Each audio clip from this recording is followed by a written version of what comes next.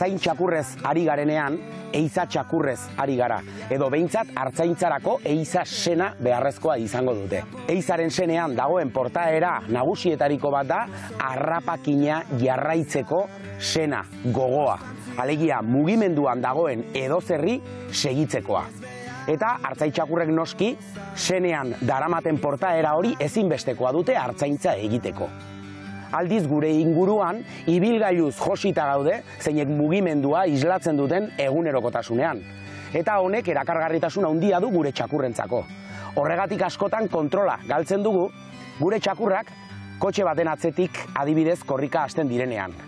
Izan daiteke bizikleta baten atzetik edo korrika dijoan pertsona baten atzetik. Alegia, mugimendua ordezkatzen duen edozerren atzetik ateratzeko gogo bizia agertzen dute. Eta hori arazo bat izan daiteke. Noski, horren gainean, erabakiak hartu beharko ditugu eta beharrezkoa den tratamenduaren bitartez erakutsi beharko diegu hori kontrolpean eukitzen. Horretarako ezinbestekoa soka izango dugu. Bestea, eskua laztanak emateko. Bestea, gure tonua. Alegia, korrika dijoa zenean gaizki ari direla erakutsiko dugu tono bitartez eta buelta ematen duten momentutik ongi ari direla erakutsiko diegu.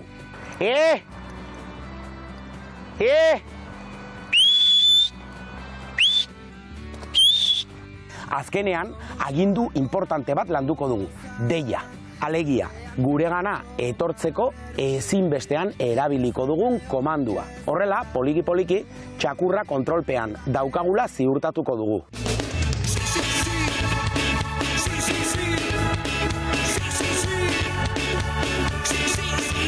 Geldi!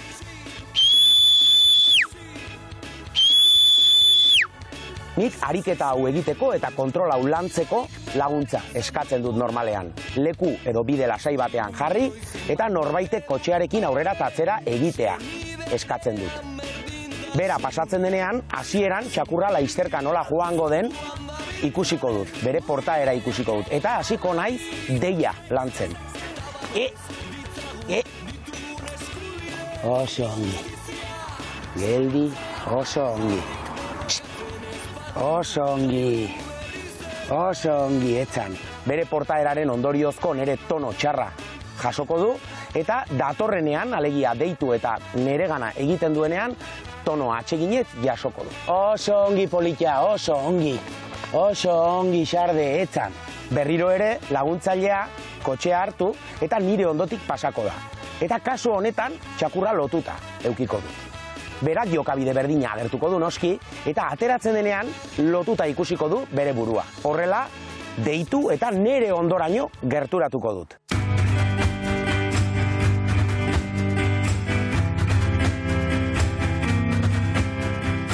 Txakurrak estres gehiegi ez du jasan behar, eta hori gure esku egongo da. Ikusten baldin badugu txakurraren estres nibelak handiegiak edo altuegiak direla, ariketa utzi eta beste egun batean jarraituko genuke. Oso ongi, geldi. Kotxe bat, bizikleta bat edo persona bat korrika estimulo positibo bat da txakurrarentzako eta horrek txakurraren laizterraldia pizten du. Lortuko duguna da estimulo neutro bat bilakatu dadin.